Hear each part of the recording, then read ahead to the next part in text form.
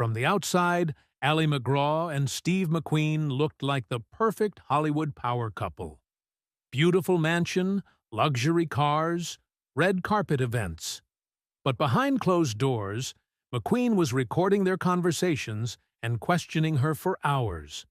In 1976, he pointed a loaded gun at her head for 30 minutes, demanding confessions to affairs that never happened.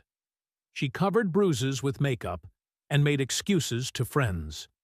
When she finally told the truth years later, some people didn't believe her.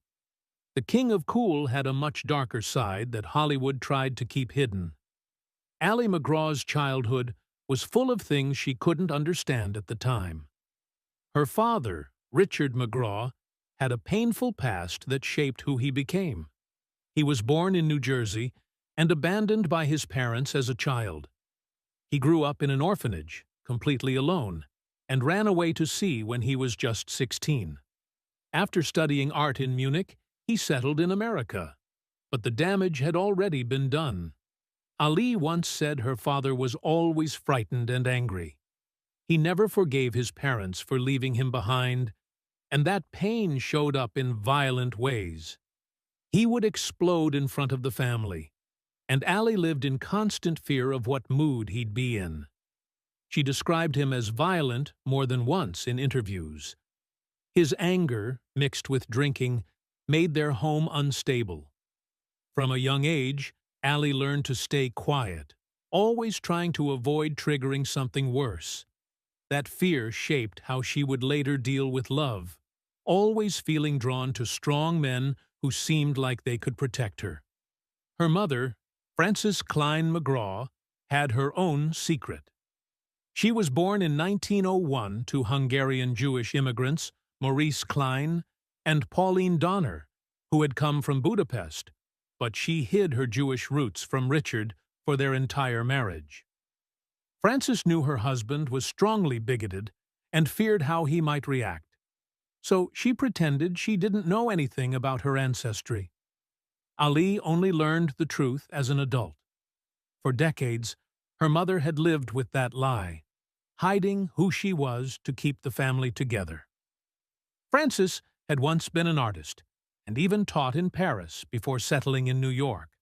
She was already 38 when Ali was born in 1939, which was considered late at the time.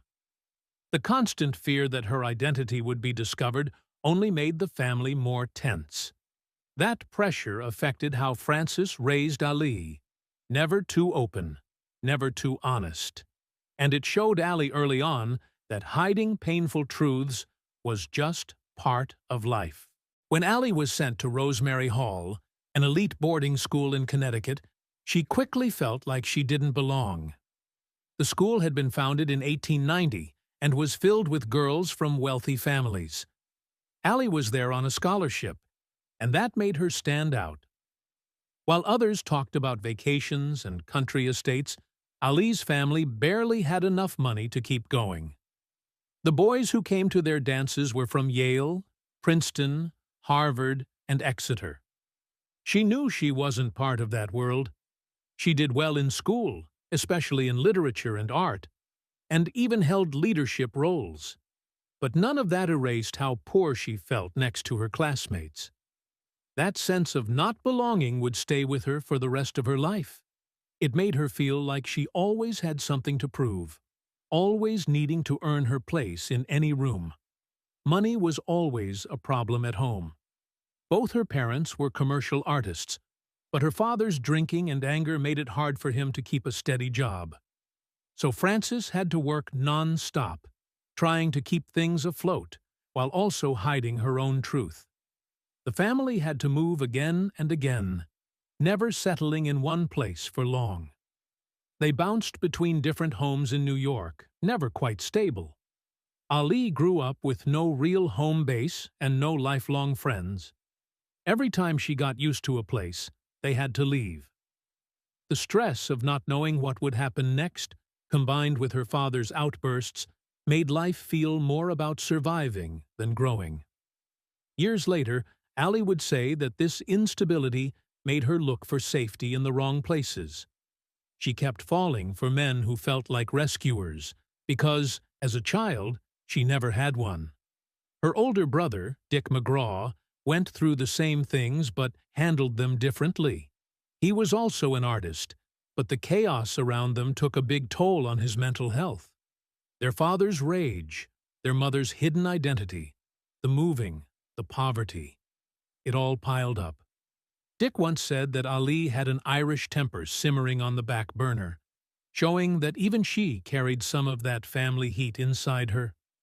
Ali later wrote in her book Moving Pictures that trying to deal with her brother's struggles on top of her parents' toxic marriage left her stuck in a cycle. She kept choosing dominating men who seemed strong because it reminded her of home in a strange way. That chaos felt familiar, even when it hurt. After graduating from Wellesley College in 1960, Ali was 21 years old and took a job at Harper's Bazaar, earning only $50 a week. She worked directly under fashion legend Diana Vreeland. The environment was intense, and Ali often compared it to The Devil Wears Prada. Vreeland once threw her coat at Ali, expecting her to hang it up like a servant, but Ali threw it right back. That moment showed her spirit, and surprisingly, it earned her some respect. From 1960 to 1966, she stayed in the job and learned everything she could. She styled famous figures like Jackie Kennedy and absorbed the cutthroat nature of the fashion world. Those years prepared her for what Hollywood would later throw at her. In 1965, she became known across America after starring in the Polaroid Swinger commercial. It was shot on a beach, and Ali was in a bikini walking through the waves, while Barry Manilow's jingle played, "Meet the Swinger, Polaroid Swinger." The camera cost exactly $19.95, and thanks to her charm on screen, it became a bestseller. That ad turned her into the face of the 60s and opened the door to more modeling gigs, including a campaign for Chanel No. 5. But the fame didn't mean money. She was often paid just $50 for major ads, while the photographers and agencies took home much more. Between 1963 and 1967, Ali lived in rough conditions, sleeping on bare floors, without basic furniture, sometimes staying with a struggling actor and his little Scottish terrier named Grounds. That dog became one of her only sources of comfort. These hard years taught her that she needed more control over her career, and acting seemed like a way out. In 1968, she got a small part in a film called A Lovely Way to Die, starring Kirk Douglas. Her role was uncredited, and critics were harsh. The reviews were so bad, she felt like giving up. She said later, "When I saw those reviews, I knew I was in over my head." But instead of quitting, she started studying method acting seriously. That failure lit a fire in her. Just a year later, in 1969, she gave a breakout performance in Goodbye Columbus, proving to everyone that she did have the talent. Between 1966 and 1968, her personal life was also changing. She had married a man from Harvard, but the marriage only lasted 18 months. Ali later said, "We were children. We didn't have anything to say to each other except pleasantries." During this time, she also struggled with her weight. She had gained too much to model, which pushed her even more toward acting. These years were full of setbacks, but she kept going. She built herself back up from nothing again. When Love Story began filming in 1970, things got out of hand quickly. The movie was originally supposed to be filmed at Harvard, but the press and public flooded the campus. The crowds became such a problem that the university kicked the entire production out. They had to move to City College of New York to finish shooting. Photographers were everywhere, and rumors flew about Ali and her co-star Ryan O'Neal. At the time, both of them were married to other people. Later, Ali admitted they had real feelings for each other. The pressure was so intense that even the director wanted to quit. Ali said she felt terrified by the attention, She had no idea how to handle that kind of fame. She became one of the first celebrities to truly experience being hounded by the press. It changed how people saw fame and how she saw herself. Her performance in Love Story wasn't just acting. She pulled from real pain. The character of Jenny, who was dying, felt close to home. Allie thought about her mother's lost artistic dreams and used that sadness to fuel her role. She even spent time with real, terminally ill patients to understand what dying looked like and felt like. Each day on set, she had to relive that grief. The emotion on screen was real because she was breaking down inside. It worked. Audiences believed every tear. But the experience left marks that didn't heal easily. Meanwhile, Steve McQueen was born on March 24, 1930, in Beech Grove, Indiana. His real name was Terrence Stephen McQueen. From the very beginning, life was hard. His father walked out before he was even born, and his mother was still a teenager struggling with alcohol and working the streets. She couldn't raise him, so she sent him to live with her brother Claude on a small farm in Slater, Missouri. But even there, things didn't get better. Steve later said the uncle didn't treat him right and couldn't give him proper care. By the time he turned 14, Steve had enough. He ran away from the farm and ended up in Los Angeles, living on the streets and joining a local gang just to survive. That rough life left scars that would stay with him forever. Those early years shaped how he acted, both in real life and on screen. The quiet anger, the sharp edge, the way he carried himself, it all came from those days when he had nothing and no one. In April 1947, when Steve was just 17, he joined the U.S. Marines, hoping maybe the military would give him structure. But trouble followed him there too. He was promoted to private first class, then demoted back to private, not once or twice, but 7 different times. The worst moment came when he took a weekend pass and turned it into a 2-week getaway with his girlfriend. When the shore patrol came to arrest him, he resisted. That landed him in military jail for 41 days. For the first 21 days, he was only given bread and water. In 1949, he was caught again going AWOL from his camp in North Carolina and was sentenced to another 30 days in confinement and fined $90. But even with all the rule-breaking, there was another side to him. During a training accident, Steve helped pull 5 Marines out of danger, and he was praised for it. When he left the Marines in 1950, it was with an honorable discharge. In 1952, he used the GI Bill to move to New York and study acting. He enrolled at Sanford Meisner's neighborhood playhouse and also learned from Uta Hagen at HB Studio. To make ends meet, he worked small jobs, mostly as a mechanic. He also started racing motorcycles, which brought him extra money and a huge rush of adrenaline.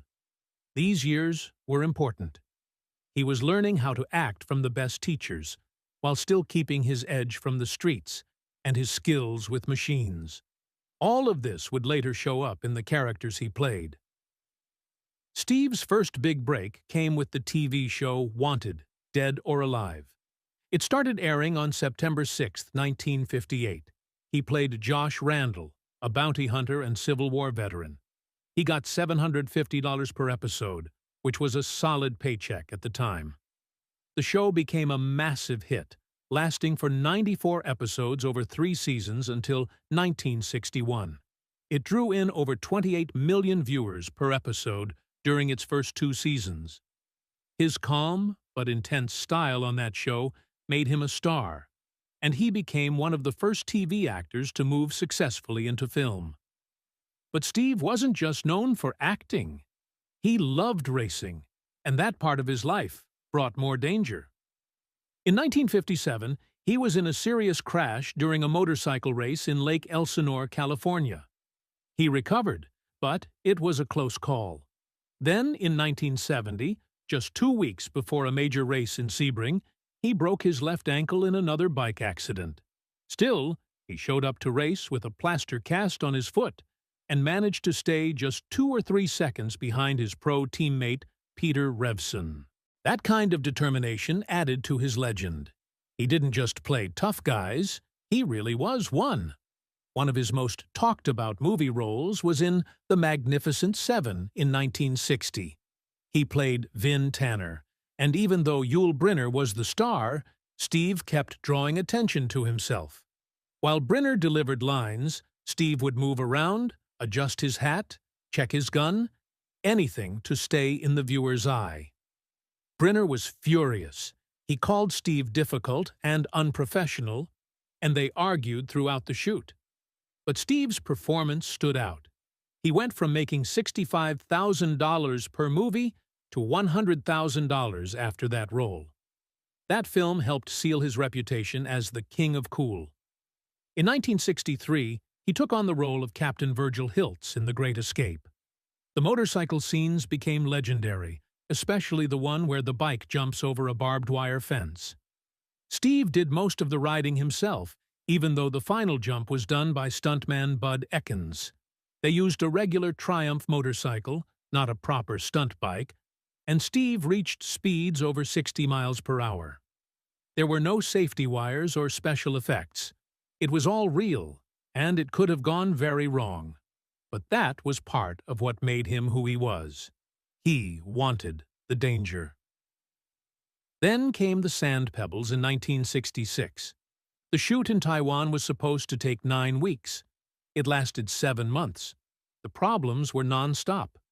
Bad weather, political issues, illness, even a boat capsizing with all the sound gear. Steve got a tooth infection so bad, it became a serious health risk. He refused to get treated in Hong Kong because of a tax dispute. He even got into fights with director Robert Wise. But through all that, he gave one of his best performances and earned his first and only Oscar nomination for Best Actor. He was paid $650,000 for the role and also got a share of the film's profits. In The Thomas Crown Affair in 1968, Steve wanted to break out of the tough guy image. He played a rich mastermind and negotiated a huge paycheck, $750,000 plus 15% of the profits after break-even. That was more than what Sidney Poitier and Rod Steiger earned together for In the Heat of the Night. Steve brought his real-life love of chess into the movie. The seductive chess scene with Faye Dunaway was based on a real 1898 game from Vienna. He wore $350 suits and a $2,250 Patek Philippe watch. For once, he played polished instead of rough, but still kept that quiet intensity. Later that same year, Bullitt hit theaters. It had one of the most famous car chases ever filmed. Steve drove a 1968 Ford Mustang GT Fastback with a powerful V8 engine. He hit speeds of 140 miles per hour through the streets of San Francisco. There were no digital effects, no fake backdrops, just real cars flying down real streets. He practiced all day at a racetrack beforehand, but insurance still wouldn't let him do the most dangerous stunts. Still, that scene changed the way car chases were filmed forever. In 2020, the same Mustang sold for $3.7 million. In 1971, Steve met Ali MacGraw. She was married to producer Robert Evans at the time, but Steve was already interested. When he showed up at her house to offer her a role in The Getaway, sparks flew. They started filming on February 7, 1972, in Texas, and the chemistry between them was intense. Steve quickly started inviting her to private dinners. She said she was obsessed with him from the start, and they both knew where it was headed. By the time filming ended, she had left her husband and moved in with Steve at his Malibu home. Their affair became one of the biggest scandals in Hollywood. During their time in Texas, away from the public eye, Steve opened up to her. He talked about being abandoned as a child and how it made him not trust women. He couldn't stand seeing her act romantic with other men on screen. He would get upset on set. and director Sam Peckinpah had trouble keeping things under control. Bottles were thrown, and arguments broke out. But nothing stopped the relationship from moving forward. By the end of 1972, both Steve and Allie had filed for divorce. For Allie, it was especially painful. She lost custody of her young son, Josh, who was born in 1971. She later said that losing daily contact with her son was her biggest regret. The public saw the whole thing unfold, and it damaged her reputation. Steve and Allie married on July 12, 1973, at his ranch in Wyoming. But before the wedding, he made her sign a prenuptial agreement. It said that if they divorced, she wouldn't get a cent. Friends warned her not to sign it, but she did. After marriage, Steve McQueen didn't want her to work anymore. She had just become one of the biggest stars in Hollywood after her huge success in Love Story in 1970. But McQueen told her clearly, "No wife of mine works." So she gave up everything. She turned down the lead role in The Great Gatsby, a movie she had helped push into production. Even worse, she had to reject a role in The Godfather Part 2, which later became one of the most famous movies of all time. In her 1990 book, Moving Pictures, she said she gave up her career not only at its peak in popularity, but also earning potential. Instead of acting, she stayed home, just like McQueen wanted. They lived in a $17 million house in Malibu.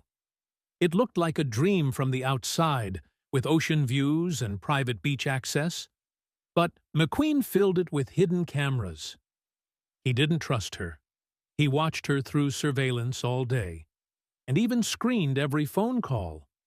Her friends stopped calling because McQueen always answered in a cold, irritated tone. She said it felt like she was being watched all the time, even inside their own home. This started right after they got married, and only got worse. Before their marriage, MacGraw had earned millions from Love Story. But McQueen made her put all the money into joint accounts that only he controlled. He had her sign a prenup that left her with nothing if they divorced. She couldn't even buy things without asking him first. Meanwhile, he kept his movie money from Bullet and The Getaway in his own private accounts. When they divorced in August 1978, she walked away broke. All her millions were gone, and she had no access to any of it. McQueen also kept her isolated from everyone. He would answer all her phone calls and decide who she could talk to. Her friends became afraid to even call the house. Once, she had a simple conversation with a male colleague, and McQueen exploded in rage, smashing the phone during their fight. He would go on and on, accusing her of cheating, even when there was no reason at all. She later said these moments felt like being interrogated, like the Inquisition. Over time, she said she became someone else, pretending to be the kind of woman he wanted, hiding who she really was. In 1974, just 1 year into their marriage, MacGraw suffered a miscarriage. McQueen showed no sympathy. Instead of comforting her, he blamed her stress and ambition for the loss.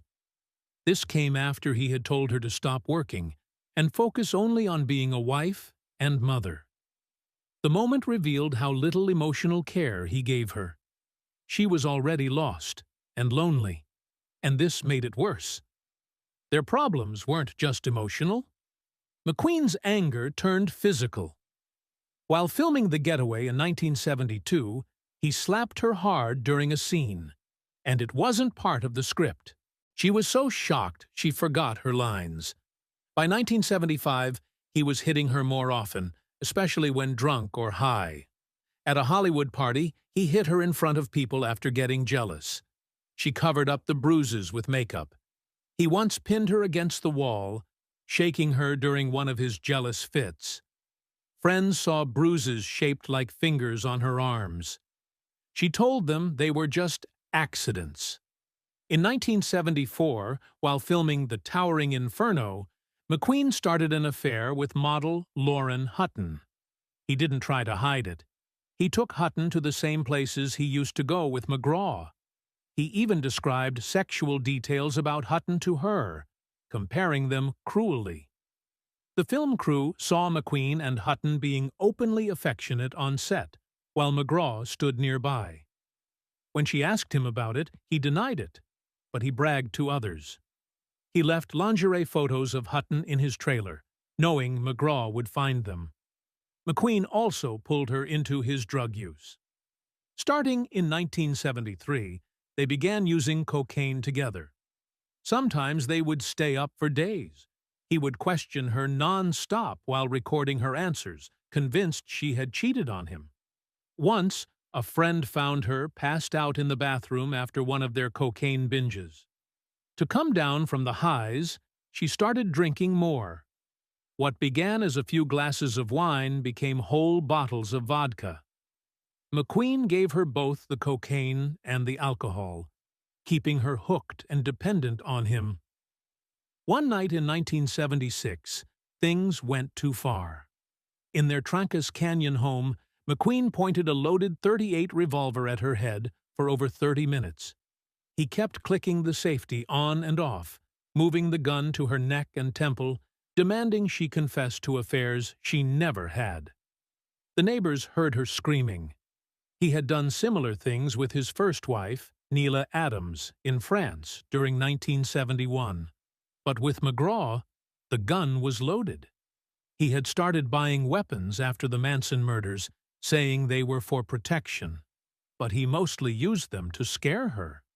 He would clean and load them in front of her, clicking the bullets into place while questioning her. He played games with her emotions. One night in 1975, she asked about his spending, and he locked her out of the house. She had to sleep in her car while he stayed inside with another woman. Other times, he would act loving, buy her jewelry, or take her on trips. But then, he'd humiliate her again, like making her serve dinner to other women he invited over and seating them in her place at the table.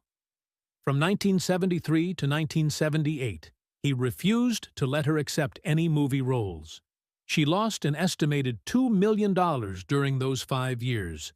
He monitored her calls, read her mail, and banned her from seeing other actresses. When she had another miscarriage in 1976, he showed no sympathy. He even accused her of doing it on purpose to hurt him. In 1977, MacGraw finally asked for a divorce, but that prenup she signed in 1973 meant she got nothing. She didn't get any property, no money, not even a part of his life insurance, except for a small $100,000 policy. After 5 years of marriage, she left with just her clothes and no job. Before the marriage, she had earned over $1 million from Love Story. Now she had nothing. After the divorce in 1978, McQueen started spreading false stories about her. He told people in Hollywood that she was unstable and hard to work with. This destroyed her career. Producers and directors stopped calling. The woman who had once won Golden Globes and been nominated for an Oscar was now seen as trouble. McQueen made it seem like she had ruined her earlier marriage to Robert Evans and that she was impossible to work with. None of it was true, but it kept her from finding work. She later said she felt completely empty, like there was nothing left inside her. Then came the final blow. In January 1980, McQueen married 25-year-old model Barbara Minty. He was already dying of cancer. He died just months later in November 1980 at age 50. But by marrying Minty before he passed, he made sure MacGraw got nothing.